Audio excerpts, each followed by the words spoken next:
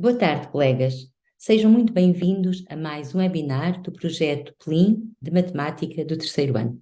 O meu nome é Célia Mestre e, em conjunto com a colega Henriqueta Gonçalves, somos as autoras deste projeto de matemática. Para este curto webinar, escolhemos as sequências de crescimento e o pensamento computacional a partir de exemplos práticos do nosso manual, considerando que são aspectos que são novos nestes novos documentos curriculares das aprendizagens essenciais e que, a partir das tarefas que propomos com o nosso manual, conseguimos, de uma forma fácil e intuitiva, a proporcionar aprendizagens significativas aos nossos alunos. Vamos então fazer recurso da nossa aula digital, tal como os colegas sabem, tem todos os componentes do projeto PLIM Matemática, do terceiro ano, neste caso, tal como o manual interativo, na versão do professor, que é extremamente útil e que iremos abordar neste webinar. Para além disso, temos também recursos tais como o caderno de fichas, o caderno de apoio ao estudo, o dossiê do professor, que pode ser descarregado em formato PDF, documento de apoio à implementação das novas aprendizagens essenciais, caderno de cálculo e desafios, a mala da estimulação cognitiva, tarefas para turmas mistas e projetos de articulação disciplinar. Quando descemos na página da aula digital, podemos encontrar por unidades os diferentes recursos que dizem respeito a cada uma das unidades. Por exemplo, no manual digital, temos na unidade 6, quer fichas de trabalho, vídeos, quizzes, atividades diversas, que são daquela unidade e que são os recursos que dizem respeito aos conteúdos trabalhados naquela unidade. Temos também o mesmo para o caderno de fichas, na edição do professor com soluções disponíveis, caderno de apoio ao estudo e também o caderno de cálculos e desafios. Todos estes recursos estão disponíveis, como os colegas sabem, temos em formato editável e também poderemos descarregar para o nosso computador a partir da versão offline. Centrando-nos agora no nosso manual, vou começar por abrir o manual interativo e, a partir do manual interativo, tal como os colegas sabem, podemos ir diretamente à página que queremos colocando-a aqui ou abrindo a unidade respectiva. Eu vou abrir a unidade 6 e cá está a tal sugestão de abertura que trabalha de uma forma muito simples o pensamento computacional e articulando com o tema números. Como os colegas sabem, clicando na chave temos acesso à solução e que poderemos projetar aos nossos alunos quando considerarmos oportuno. E temos também ainda nesta abertura mais tarefas que consideramos bastante interessantes e que trabalham a capacidade de pensamento computacional de um modo muito simples. E trazíamos este desafio da unidade 6, que é um desafio bastante fácil, portanto é uma proposta de um jogo feito a partir do lançamento de 3 dados, e onde um grupo de amigos criou 2 regras para que possa decidir, a partir deste lançamento dos 3 dados, qual o jogo a que vão jogar no intervalo.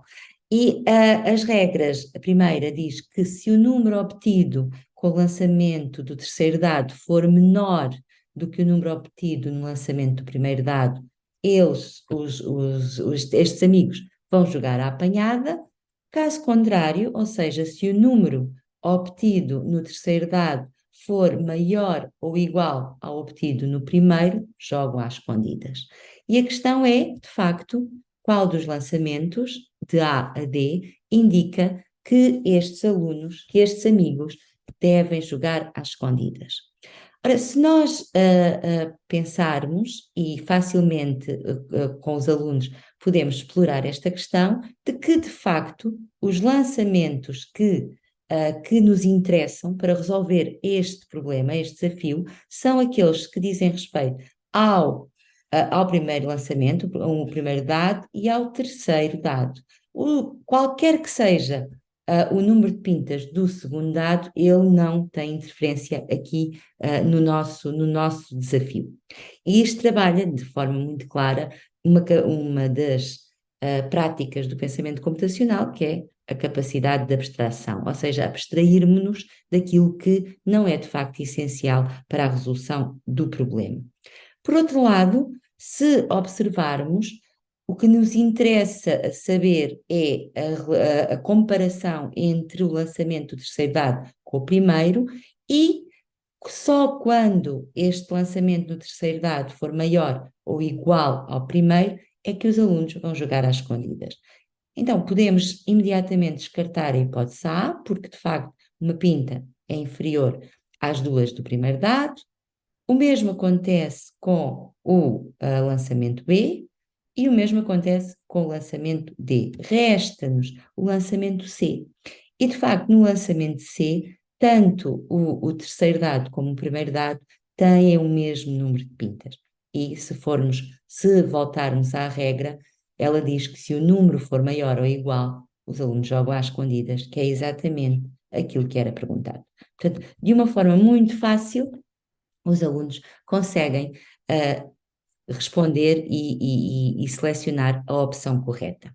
Este é um desafio bastante interessante e que não levanta quaisquer dificuldades para os alunos trabalharem e, mais uma vez, dizer-vos que não necessita de qualquer recurso tecnológico e está a trabalhar importantes dimensões do pensamento computacional. De igual forma, temos o resolve problemas e também aqui temos a possibilidade de aceder à solução e de poder projetar se assim o considerarmos pertinente. Um outro tópico que consideramos ser interessante explorar neste nosso webinar é o tratamento das sequências de crescimento. E começamos então aqui também na unidade 6 com esta sequência de crescimento. E tal como os colegas poderão ver, aquilo que na exploração das sequências também é de extrema importância, é o desenvolvimento da capacidade de visualização. E, de facto, quando olhamos para esta sequência, a primeira, a segunda, terceira e quarta figuras desta sequência, percebemos nitidamente, e qualquer aluno compreende com bastante facilidade, que esta disposição nos faz lembrar a configuração de um triângulo.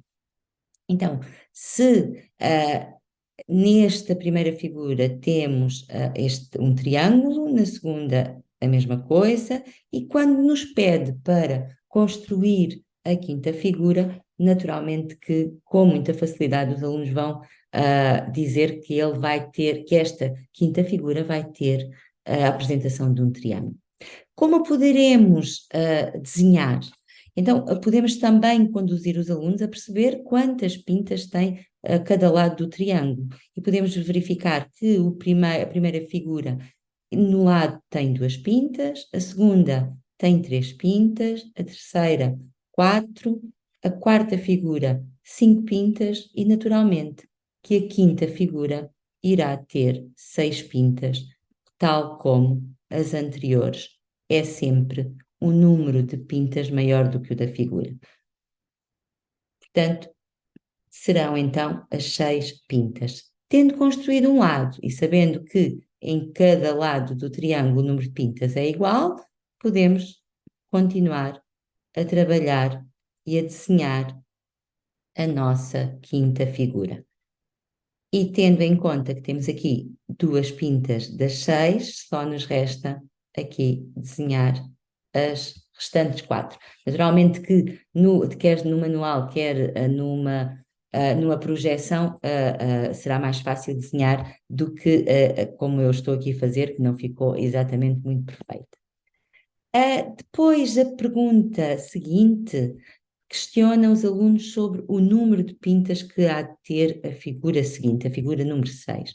E nós poderemos facilmente perceber, e tendo em conta esta facilidade de visualizar aqui a configuração de um triângulo, poderemos perceber que, de facto, temos 3 pintas na primeira figura, temos 3 mais 3 pintas na segunda, ou seja, 2 vezes as 3 pintas, uma, 2, 3 vezes 3 pintas na terceira, uma, 2, 3 e 4 vezes 3 pintas na quarta. Isso é também, depois, de alguma forma, aqui sistematizado no Aprendo, onde se mostra como é que o número da figura se relaciona com o número de elementos dessa figura, ou seja, esta relação entre o número de ordem e o número de elementos de cada termo. No manual interativo, temos acesso também aos vídeos que fazem parte do caderno de apoio ao estudo, que podem ser consultados a partir do QR Code que está no caderno de apoio ao estudo, e aqui sequências de crescimento. A Matilde aprendeu as temos então o vídeo que mostra, de facto, este aprendo aqui explicado aos alunos de uma forma bastante clara.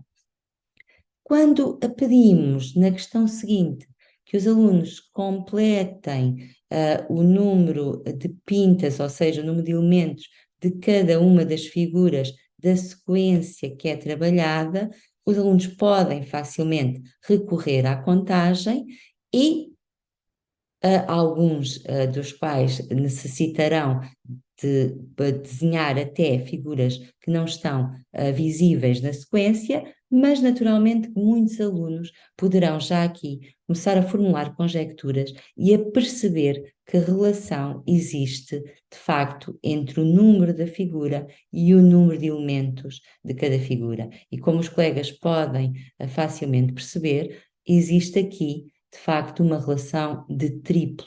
O número de elementos de cada figura é sempre 3 vezes mais do que o número da figura. 3 vezes 2 serão 6 pintas, 3 vezes 3, 9 pintas, 3 vezes 4, 12 pintas e por aí afora. Portanto, a forma de podermos generalizar a relação que existe entre o número de pintas e o número da figura, de cada uma das figuras desta sequência. Isto leva-nos, de facto, a poder descobrir o número de elementos que terá uma figura de ordem distante, como por exemplo a figura número 100. Esta configuração triangular ajuda de facto a que seja trabalhada também aqui esta questão relacionada com a generalização da estrutura da própria sequência. Na página seguinte, e fazendo recurso também a esta capacidade de visualização, podemos perceber que não temos mais uma configuração triangular, mas temos uma configuração quadrangular. E de forma interrelacionada, quando os alunos vão preenchendo a tabela, vão perceber que, de facto, aquilo que acontece nesta nova sequência é que o número de elementos, o número de pintas de cada sequência, será sempre o quádruplo do número da figura.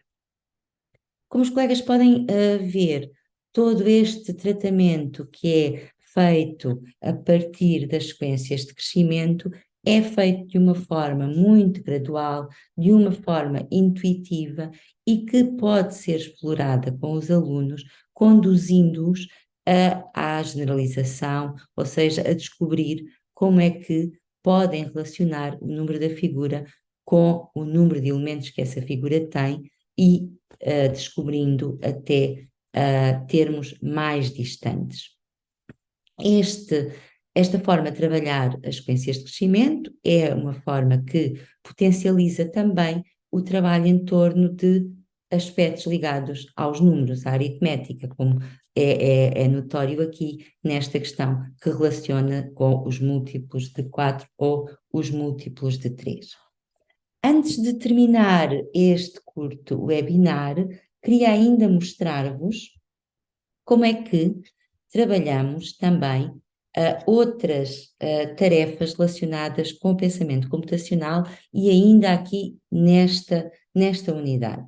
E queria mostrar-vos, a partir desta página 108, que trabalha a relação entre a multiplicação e a divisão e em termos de desenvolvimento do cálculo mental, também um dos aspectos preconizado nas novas AES e com bastante ênfase, e de facto esta relação entre a multiplicação e a divisão é aqui trabalhada nesta página, e na página seguinte ela é também usada para descobrir uma estratégia de cálculo que faz recurso aos quocientes parciais. E, portanto, ela é apresentada, esta estratégia de cálculo é apresentada, descobrir o quociente de um número por 4 é exatamente, equivale a fazer por divisões parciais por 2, porque 4 é equivalente a 2 vezes 2.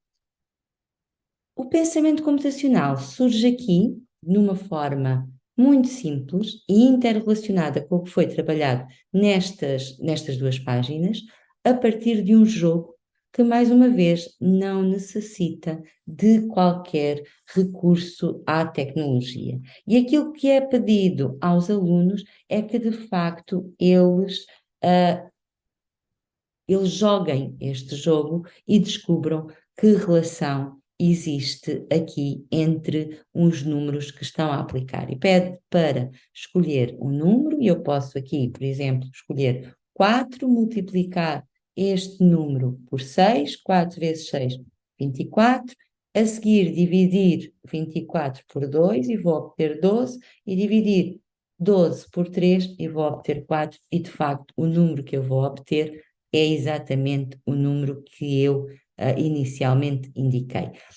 E é isto que é pedido que os alunos depois verifiquem, que facilmente o conseguem fazer, e depois também que apliquem de novo para que possam testar as conjecturas que formularam inicialmente.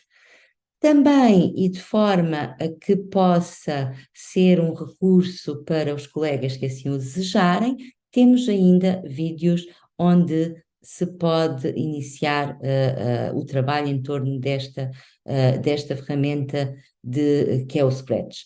E aqui está, de facto, a forma como podemos construir este jogo usando o Scratch, e colegas, pela minha experiência também com as turmas onde trabalho, muitas vezes basta apresentar aos alunos estes jogos para que sejam eles próprios depois a nos ensinarem a como trabalhar com estas ferramentas que, tal como sabemos, para eles parecem ser mais fáceis do que muitas vezes para nós. Colegas, chegamos ao fim deste nosso webinar. Queremos terminar agradecendo a vossa atenção, a vossa disponibilidade, e esperamos que este nosso webinar vos seja útil na vossa prática, e até uma próxima oportunidade. Obrigada.